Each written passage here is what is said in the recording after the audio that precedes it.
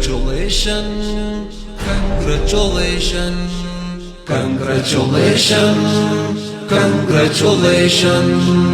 We'll go in our operation against the occupation.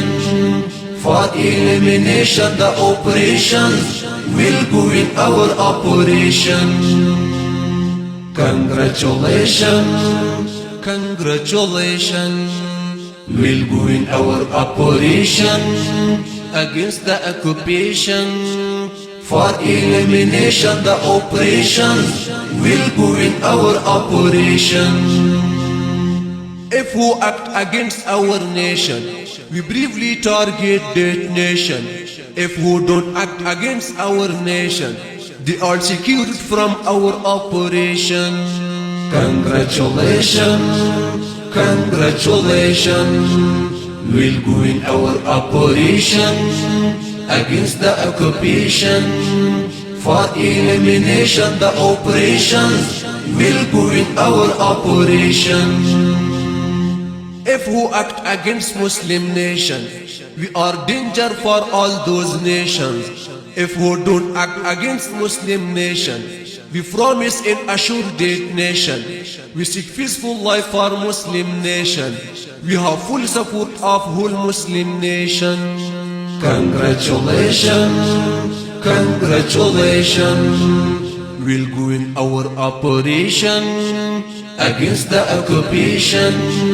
For elimination the operations, we'll go in our operation. If Americans act against Afghan nation, we keep them in target by our operation. If they want to secure their nation, they shouldn't act against Afghan nation.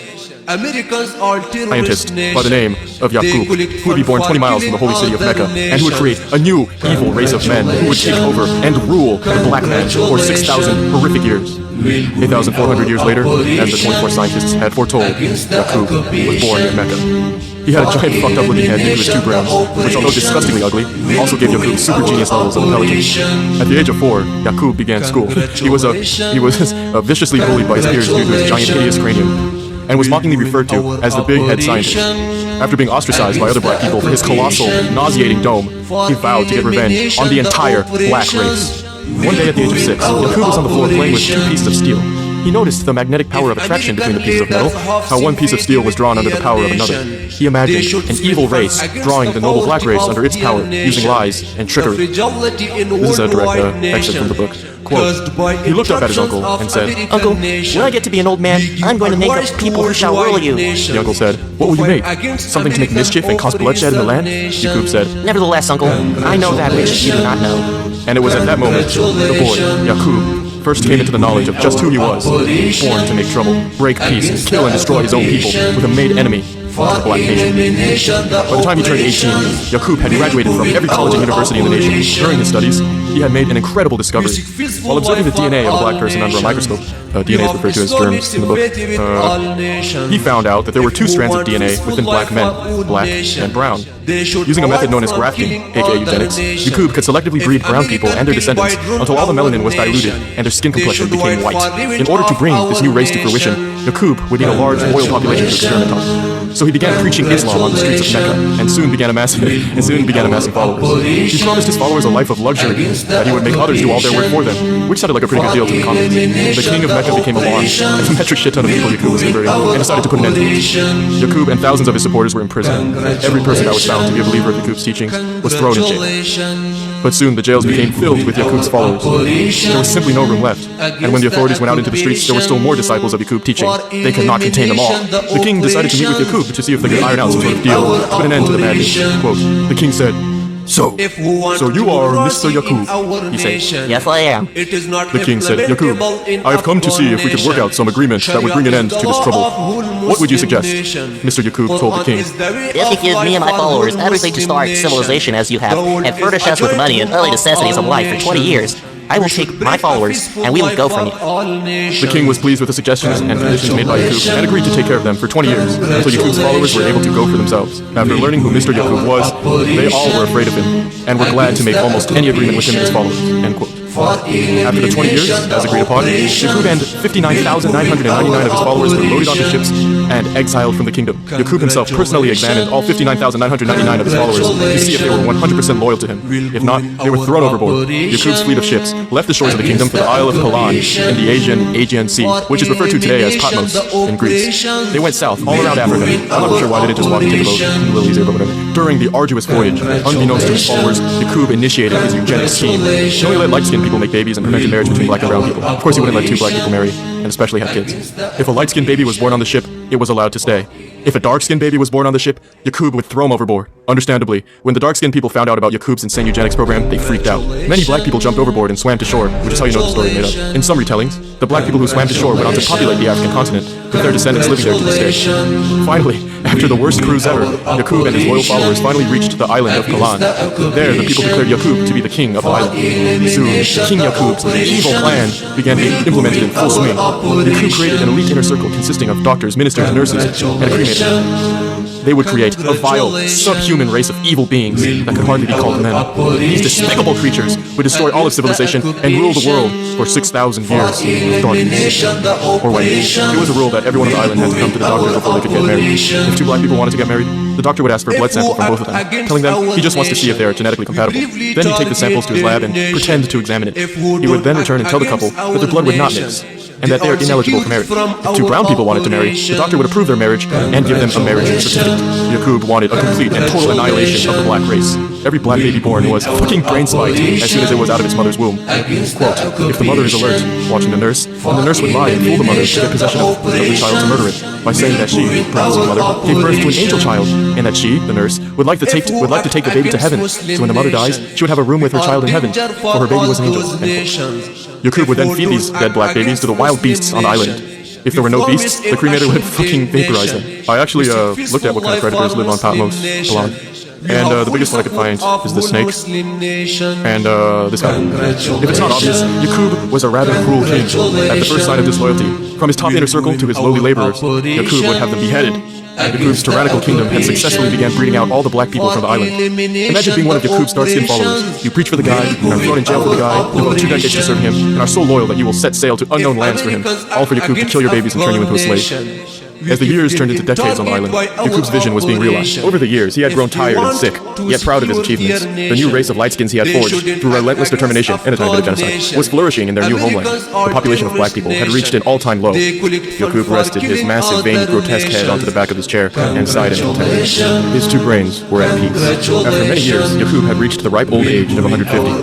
Finally, Yaqub rested his eyes, and one of his fucking brains exploded, resulting in his death. Alas, Yaqub would not live to see his brain's child come to fruition, but his loyal followers were still hard at work with their eugenics program. After 200 years, no black people remained on the island. All were brown. After 200 more years, the people on the island were all yellow or red. 200 years thereafter, a vile, putrid race of nose-seasoned, brain-clapping, hockey-playing, school-shooting, Discord-rooming, fly-fishing, coleslaw-eating, manager-talking, Kendrick-listening, sister-fucking, therapy-going, coffee-drinking, NASCAR-racing, Prozac-taking, slave-owning, dog-raping, Reddit-using, race-mixing, EV-driving, hair-dyeing, anime-watching, pot-smoking, IPA-sipping, A24 viewing, shorts and winter-wearing, exposed brick studio-living, pale, naked whites was all that remained on the island of Patmos. The whites were all naked because they were too retarded to wear clothes. Quote, the Yaqub-made devils were really pale, with really blue eyes, which we think are the ugliest of colors for a human eye. They were called Caucasian, which means, according to some of the Arab scholars, one whose evil effect is not confined to oneself alone, but affects others. End quote. Meanwhile, back in the holy city of Mecca, home of the original black nation, Muhammad and his army of Muslims were laying siege to the city. However, amidst all the fighting, the imams, or scientists of the black nation, came forward and informed Muhammad of the rise of the white race in distant lands. Muhammad immediately called a ceasefire. There was a greater enemy at their hands. Muhammad sought to convert the whites into followers of Islam. The black scientists warned him against doing this and informed him of the prophecy that the white race would continue to exist for thousands of years. The only way to defeat the white race was to graft them back into the original black population. This caused Muhammad so much sorrow that it bothered him until he died. The white race would not stay in distant lands for long. After a long journey from the island, the army of Caucasians arrived at the gates of Mecca. There, they forced their original black nation to throw open their gates for the Caucasian host, but they didn't put the city to the torch. Instead, they subverted the black people into fighting each other and then swooped in and resolved their conflicts, making the black population of the city view the whites as peacemakers. The king of Mecca was not falling for the whites' trickery. He ordered the white race exiled from the kingdom and for aprons to cover their naked bodies. Soldiers armed with rifles forced the whites out of the Mecca and made them walk across the desert to a distant land called West Asia, now known as Europe. Quote, Yaqub's made devils were driven out of paradise into the hills of West Asia, Europe, and stripped of everything but the language. They walked across that hot, sandy desert into the land where long years of both trouble and joy awaited them. But they finally made it. Not all, many died in the desert. End quote. The evil white race could do whatever they wanted in Europe, as long as they never crossed the border into the rest of the world.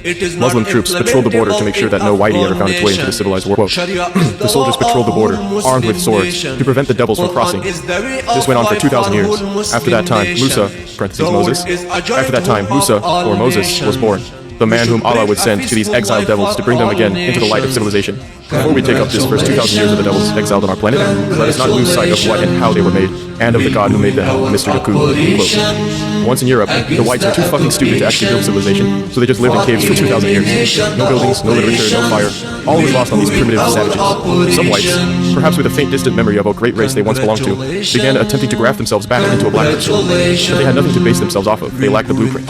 So these whites eventually turned into gorillas and monkeys. Indeed, the entire simian lineage can trace its origins back to the 2,000 years whites were living in the caves of Europe. The whites began devolving. They walked on their hands and feet, began carrying clubs to fight the wild animals, grew hair all over their bodies to protect from cold. The next thing the whites did was tame dogs. I suspect the women were responsible for this. Quote, today, the dog is still loved by the white race, and is given more justice than the so-called Negroes, and is called the white man's best friend. This comes from the cave days. End quote. After 2,000 years of being primitive cave people, Allah sent Moses to tame the pale savages. Moses became the god and leader of the whites. He literally had to teach the white people how to season their food. He taught them how to make a fire. He taught them to wear clothes. Quote, he established for them Friday as the day to eat fish, and to not eat beef on that day. And fish is the main menu on Friday in many of the whites' homes today. End quote. One day, Moses brought a boatload of fish from Egypt to Europe to feed the whites. One of the most intelligent whites came up to Moses and asked, where is the water? That is when Moses realized that white people are so fucking low IQ that they were almost beyond help. Even though Moses was bestowing infinite knowledge on the whites, they were literally too fucking stupid to absorb anything. He didn't trust the retarded barbarians and had to sleep in a ring of fire to protect himself at night. Whites are scared of fire, as it turns out. The scientists from the black nation traveled to Europe and praised Moses' work. Moses vented about how difficult it was to civilize the whites. He was getting fed up. Eventually, a fateful day came when the whites were keeping Moses so bad that he just gave up and exploded 300 of them with dynamite and left. Now, without Moses to restrain and control them, the white menace was unleashed upon the world. While extremely dumb, the whites were talented at one thing, tricknology. Tricknology is the deceitful way whites are able to manipulate the other races of the world. Using tricknology, the Europeans conquered and colonized the entire world. Despite their lack of intelligence, they laid waste to entire continents, brought the most advanced black civilizations to its knees. They stole black inventions and passed them off as their own. Throughout the centuries, the black man has been subjugated and victimized by the whites, all the way up to the modern day. Even the other colored races, red, yellow, and brown, once part of the supreme black nation, now coerced by the manipulation of the whites, participated in horrific violence against black people. I mean, the black people gave us non-blacks everything. They taught us, invented everything for us, founded our civilization for us, gave us the key to infinite prosperity. How do we repay them? By voting to end affirmative action? Really? And that's where we are today. A world ruled by whites. A world where black people are still enslaved. A world where the white man is the puppet master of all the governments.